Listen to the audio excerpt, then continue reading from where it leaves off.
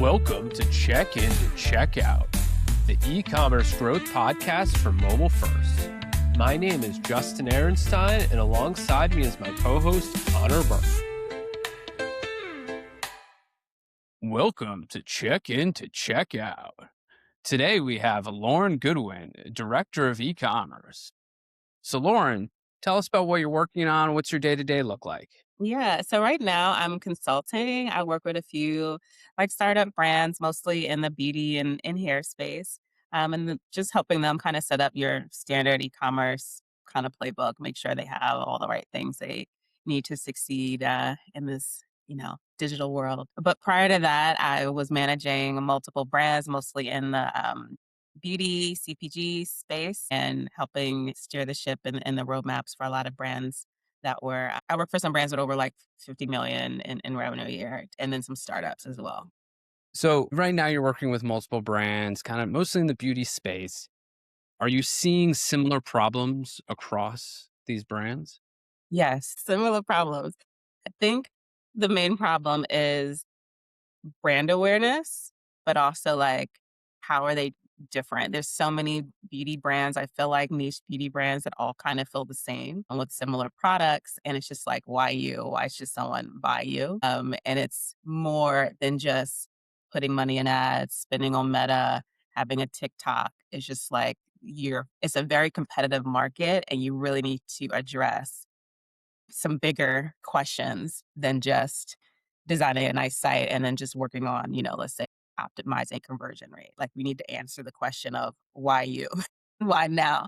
Or you're going to be competing just on price, frankly, right? And so that's what I'm seeing as these smaller brands start popping up, or even these more well-funded brands, celebrity backed brands kind of pop up. It's just like, okay, it's saturated. You really need to distinguish and have a clear, authentic story that makes them curious enough at least to try. So brand awareness and differentiation is like the big problem that these beauty brands, which is probably true across many different categories, you see over and over and over and over again. Over and over. And then they just think you can just spend put more money behind it, just throw money at the problem. We need to spend more, or if Meta's not working, then we're gonna spend in TikTok. If TikTok's not working, then maybe e-commerce, maybe we need to just do more in Amazon. And it's just true, that can be helpful. You can change up your tactics. But I think a lot of brands are just really struggling with just how are you positioning yourself within this in this space? And you can still go for share market, and maybe, we've seen brands that maybe don't have a fantastic product, but they have great story, great marketing assets, and they're still able to make money, right? But I find particularly celebrity brands is becoming very crowded. So, when I see brands, I don't know if you guys remember this, but was it Brad Pitt who was having a skincare line? I don't know if you remember that. It was just kind of that's kind of random. I don't know if it still exists or not, but it's things like that. Granted, I have not worked on Brad Pitt's line, but again, it's just this differentiation of okay, what are you doing different or better that can actually connect with the consumer and make them trust you, and then also want to try the product. So friction isn't the problem. Friction can be the problem. I'm not saying that, you don't want to optimize your site. But I do think a lot of brands, I don't think they're fully thinking through their whole marketing, just branding strategy, frankly. I think they are growth is solely sometimes on just e-commerce. And then the e-commerce director like myself has to kind of come up with why you should shop, why you should buy. I'm coming up with these things to reduce friction, let's say, whether it's copy messaging or increasing AOV or friction in the conversion funnel, or whatever the case may be, right? But a lot of times it's more telling that these are just symptoms of just bigger branding things that need to be addressed. So friction is part of it, obviously still addressed, but I say just overall, the friction is again. We're with you. We had a CEO of a company, a nutraceutical company that was on, and he laid it out pretty well that Amazon has sort of solved the problem for distribution. Like, if you're just going to do a minimum viable product and put something out there, anybody can find anything that does anything. But solving for demand, meaning why we should buy now you're nailing it on exactly the problem. So I was curious, you've worked with a couple of brands, in the luxury space, in the CBG space. How have you been able to convince, or how have you been able to position a brand for differentiation that you would go, okay, we were successful in giving a reason why this brand matters, and if you could share that with us, that would be amazing. Yeah, sure. So I was part of a startup. I was at I won't say the name, but I was at a baby startup, a lot of celebrity, another celebrity back brand. And the target audience was people of color. And so it was like, okay, this is going to be like the honest version. You guys know honest beauty and baby, but like for people of color. And I was like, okay, cool. That seems like clear differentiation, right? But not really. It was just like, there's other products that have been working for people of color, babies of color. Why make the switch, right? What are we solving for specifically for people of color, particularly Black and brown babies? And so we were still distinguishing what our hero product is. So that's the other thing with these brands is you got to figure out what's the hero, what's driving, that's going to drive like 80% of our sales, right? And so we found out it was actually like a balm that people were using, particularly with like eczema. And so that became the thing that gave us more traction and even virality on some of the posts, which was like, okay, eczema tends to affect more babies of color. And so while we're not saying that this product solves or can, like cure or whatever, but it acts as a good, layer and balm to prevent some of the irritation on your skin. And so we had to find clever ways to kind of position and then lead with obviously this new hero that we're seeing. And we thought that it was going to be something different, right? Like diapers or something else that's going to, have a bigger impact in the market. But this balm is costing like $7, right? So now I have to build my bundles, or like now it's just like, okay, what else are we doing to like I need something else to like bundle this with. But that's what we decided or discovered rather was the interest in allowing people to like try the product and continue to buy.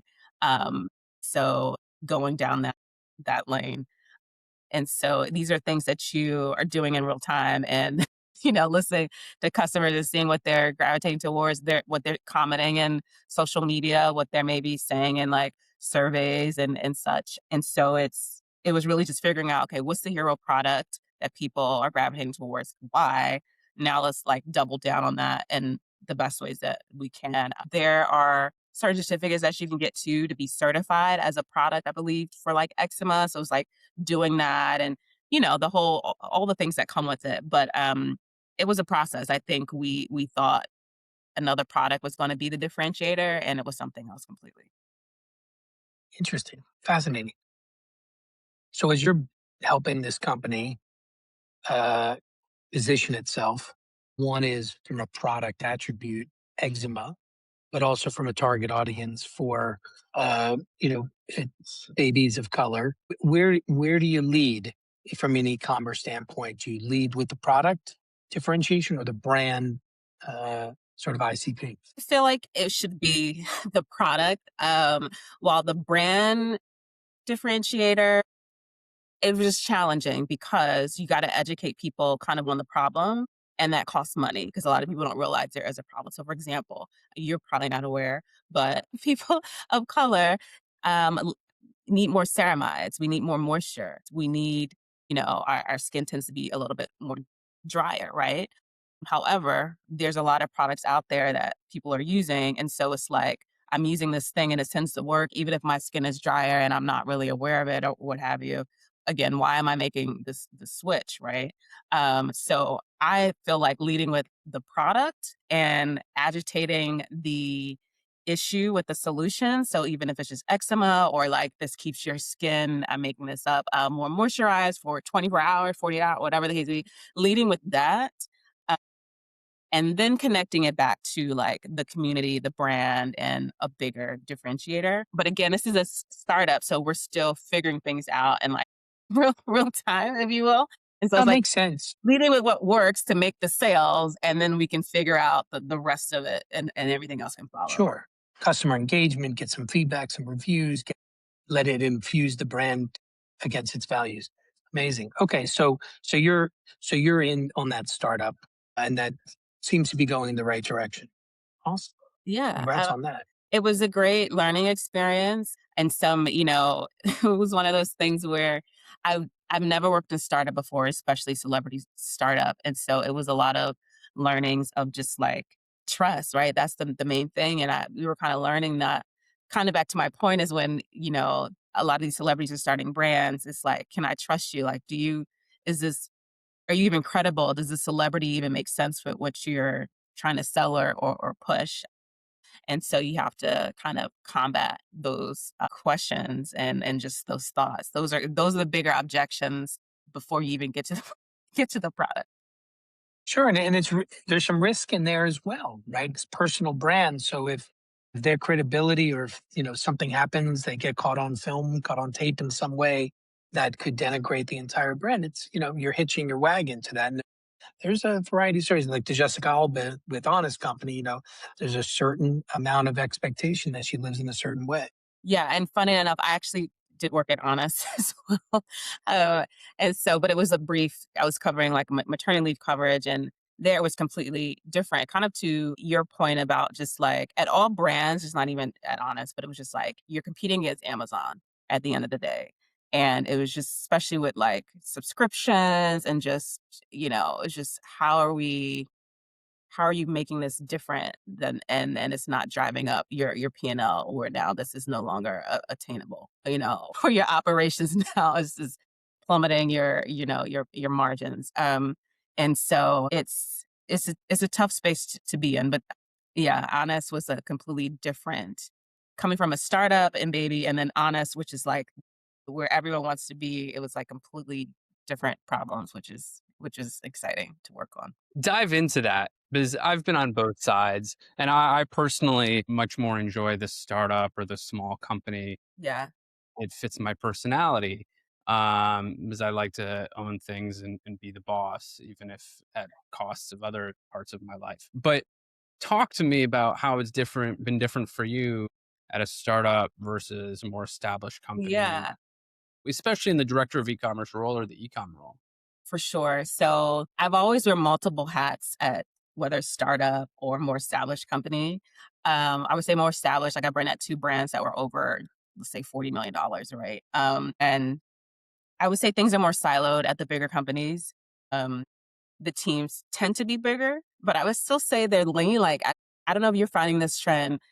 Now they want you to have like $40 million brand. And I was like, you have two direct reports on e-commerce. They want you to do execution now and strategy. And like, so it doesn't even matter. Like these roles are starting to blend where they want these very lean teams, regardless of how much revenue you're managing. Yes. So I'm noticing those similarities. But generally the bigger brands you have more investment, more support, more time, honestly, to kind of really think and dig into things and obviously make the pretty presentations, right? Of, these are the roadmaps and all those things where startup world, you're thinking on your feet and you're implementing daily. You're like, is this gonna do something? Like I mentioned before, I'm curious. As I'm looking at analytics in the morning throughout the day, I'm kind of prying and trying to understand like, okay, if I make this change here, what's that impact? Let's try and test. So I'm doing that in real time versus the bigger brands where it's like a little bit more red tape and approvals. And go ahead, John. Well, I mean, I also want to dig in that. So you mentioned a couple things. Obviously, Amazon, the juggernaut, to expectations from corporations to run very, very lean. So my question was really and then you started mentioning about analytics. Like, where do you find the most value from Laura Goodwin to bring? And then how do you surround yourself with resources? Obviously, in the world of AI, are you depending on all kinds of artificial intelligence to solve many of your things? Do you look Yeah. to partners? Like agencies, like where do you surround yourself with the group collective thinking, especially since you're wearing many hats? Yeah, for sure. So like the larger teams, there were, kind of had a business intelligence team to some extent. I've had someone on my team that did all of the analytics, at least pulling kind of the raw data or help set up like, let's say A/B tests. And then I was bringing more of the strategy or the questions or the like, okay, now that this is proving this, the next iteration is this, right? However, I feel like a lot of companies, both startup and big companies, still underinvest in data and analytics. Like you have somebody that's maintaining the systems, let's say, whatever the environment is. But there's no one that's really like digging in. I think it's something that's underutilized. And so, or I find when it's time for cuts, that'll be one area that ends up being cut, or it'll be just like one person doing analytics for like the entire like conglomerate, which is also like not realistic. So that said, I've had to be very hands-on in Google Analytics, Shopify, leveraging like Shopify has AI. And so since I'm lean, I'll leverage Shopify to maybe pull some data with like a prompt. It's not always accurate.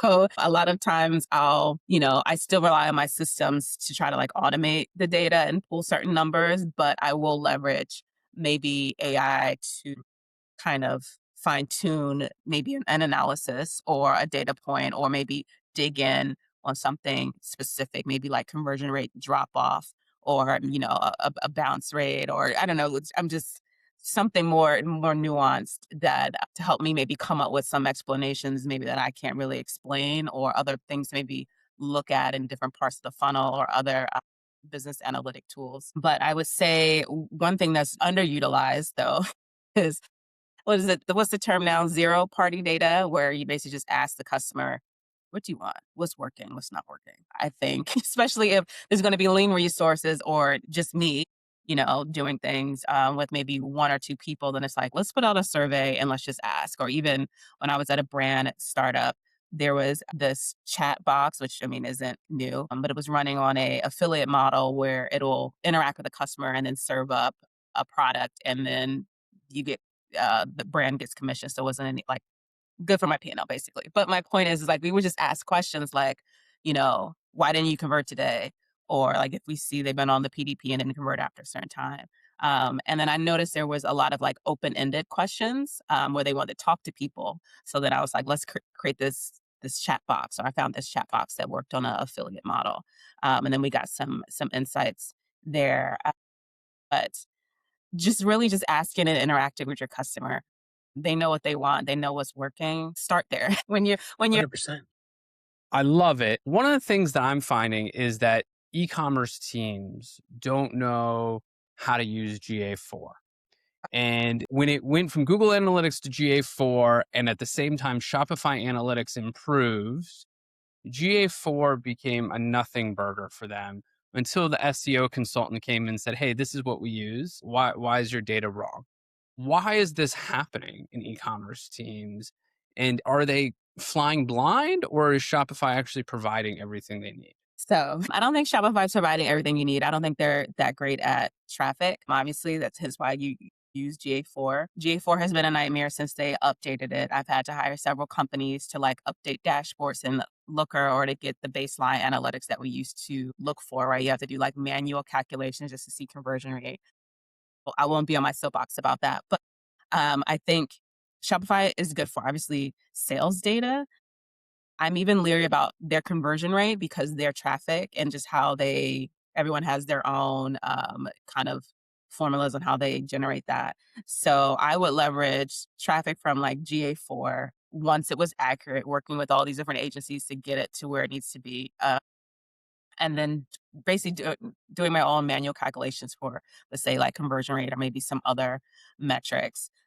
So there was no single platform that was like perfect where I'm solely relying on it. Obviously, GA4 was getting worse and it's no longer my favorite. I used to love it. I used to be in it. I was certified in it. I would, and then I was like, what is this? And this is kind of true of like, I feel like all the things are changing and evolving, like even SEO you mentioned, where now AI Reddit is the new that's showing up as answers before even brands' websites show up as answers. So now it's like all your SEO things that you knew and learned in terms of the tactics of how to optimize. It's like, am I now having to post on Reddit in order to be visible and get a click to the sites? I say that to say like it's always changing, and honestly changing it always feels like it's changing for no real reason beyond Google is bored or Meta is bored or, it's just, and it's not just the AI stuff. It's just like everything seems to get like an overhaul. And it's just like, have you, again, back to asking the consumer, have you asked the consumer if this is the changes that we're looking for or that we want? But yes, I don't think we're flying blind. I think we're just finding better ways to find what we need, but we are piecemealing from different like platforms or whatever to try to tell a more cohesive story, but it's definitely not perfect Yeah, I do think brands struggle to find insights. for I sure. think they don't. I think maybe they're talking to the customer, maybe they're looking at Shopify, but that ability to consistently have someone apply to that week in and week out is really difficult. And then the other thing is with development, the speed of development changing. I think we're like on a new level just in the past 1 to 3 months. Like I'm not even saying a year. Like development has really sped up, and so now directors are actually they're the choke point of what gets made. And so developers can make things all day and they can launch new features, but now no one is able to measure the impact of those Yes, features. I agree. And then it's also measuring the impact, and then there's pressure on doing. Like a lot of times it's like if you're not doing something, then you're not doing your job. And it's like, or maybe if we do less, right? And try to really understand what's really driving the business, kind of to your point, get real insights and not just these like vanity insights for the sake of just saying to do some action that we know is like superficial. But yes, I agree with you. I found myself in similar situations where we're doing these like UX, UI changes that will reduce friction, but the impact is seems to be minimum or it's challenging to fully measure that. And the best way to really do it, and a lot of executives don't want to hear this answer, is truly through A/B testing, but it needs to be very controlled and slow and more methodical and not during these big periods when if you're always promotional, I'll never know really what's moving the needle and what's working, right? It needs to be like a Q3 July, like we're doing some testing and like testing, not just changing color of a button. And then that's how I can really measure impact. It's like taking it away and adding it and controlling the experiment. But anyway, I'm preaching to the choir, I'm sure. You are, but like one last question on that. Why are executives so hesitant to A/B test in your opinion? Like what is it that they're Yeah. afraid of? Is it they're afraid of being wrong?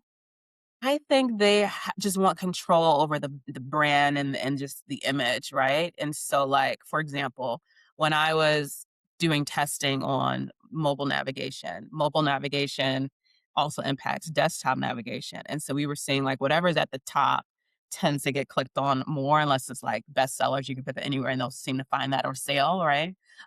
But just like changing the hierarchy based off of A/B testing.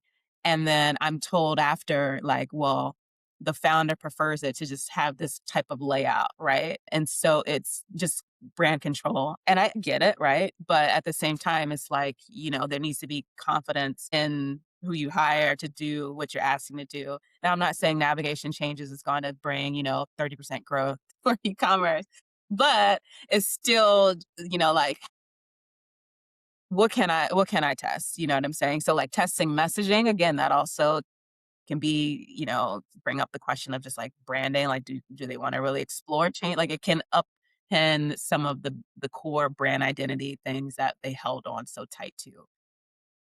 When it's Yeah. beyond just UX, UI, a button change, or you get what I'm saying? So That's exactly, and it's I think it is the threat of control, which threat of is control and changing the brand in a way where it's like, you know, and it's like, okay, but maybe this is the direction that the customers are kind of asking, and like naturally, you have to always evolve. But so certain A/B tests within certain limit. A/B tests in terms of friction in the checkout funnel, sure. A/B tests on anything else, not so much. so what's your e-commerce hot take? Yeah, my e-commerce hot take. I don't feel like my role is always necessary at companies, to be honest with you. That's my hot take. Yes. That's hot. Go on. I think now for what they want lean, I'm gonna keep it very blunt. E-commerce director roles that I'm seeing now, they don't want to pay more than like 150K. They really want a senior manager. They really want someone that's updating the site. While they claim they want strategy, they really want execution. So if there is somebody that is a VP level who's also a bit in execution, I don't think you need a director of e-commerce. I think it just depends on how the team is built. I that's kind of my hot take. And also because e-commerce directors get burned out so easily, like after 2 years, 3 years, burnout is real. It's challenging to keep from just a retention perspective as well. And so I think there needs to be a better way to just organize the team, especially if you're going to have a lot of high level executives. I find too that like just from a P&L perspective, it's very challenging to balance all of these salaries and these head counts. So I think we need to lean more into just fractional consultant work, frankly. I think that just makes more sense for people like myself who do this work and to give better insights and not be beholden to just doing anything just to appease and say we're working on something. They're like, oh, you know, we, we did this thing today that might give us more revenue. I don't know. Yeah, that's my hot take. I think just have the people that do the execution and then your CRO or whoever's in charge of growth, and then have someone that's maybe on a consultant layer in terms of director of e-commerce who's not as tied to the brand, that can really I won't say challenge you, but give true insight as to where the brand needs to go without feeling like their job may be in jeopardy, because that really is what's going to, like, I think move the needle. So do you see in this dystopian future that brands, let's just say on the client side, will have your executive that's responsible, your growth, and your execution person? Are you saying that, let's just use broaden the consultant word, that agencies have a revitalization role in brand strategy again on the fractional side, as you're saying? Or is even agencies compressed? There's a new role for the fractional digital CMO, and that's going to be the new rise. I think it's the fractional CMO or director, like however, I don't think it's necessarily agencies. I think it'll be like one person, maybe it's like one or two people, depending on, what it is. But there is a rise in fractional freelance work. And frankly, these companies have created this because they don't want to pay, or they want, again, that strategy and execution, and that leads to the burnout.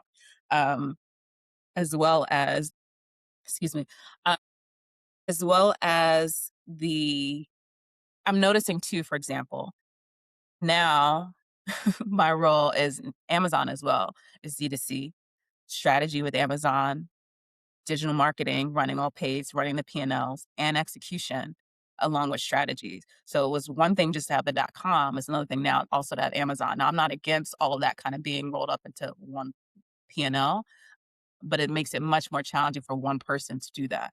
And so to me, that's where the fractional work is going to make more sense. If you just want all of your e-commerce to be one person, then that needs to be fractional work, or at least one or two people running that for the brand, or how many other brands you have under, let's say, your parent company. Okay. I mean, that's just I'm not saying that I have the solution for how that could work, but I feel like they're pushing That's okay. people to be consultants while wanting more and paying less. So it's just like, we need to figure this out together on like how we're going to get you to your goals and have, your organization and the team structure, like what that looks like in this new climate, And so I don't have the answer to that yet, but I feel like That's okay. neither does the brand. So it's like, let's just have the No, conversation, right? You want to have a lean team, and you want all of this experience, and you want us to do more. Here we are. So, I think our audience is going to appreciate your perspective on all this.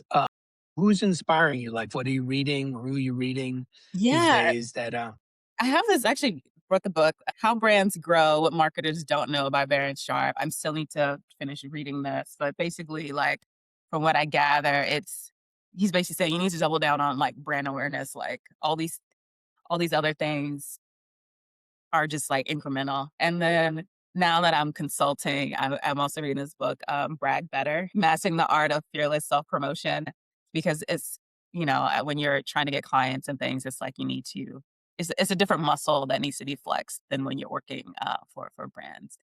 So when how to grow brands that marketers don't know, and then how to brag better is what I'm currently kind of reading.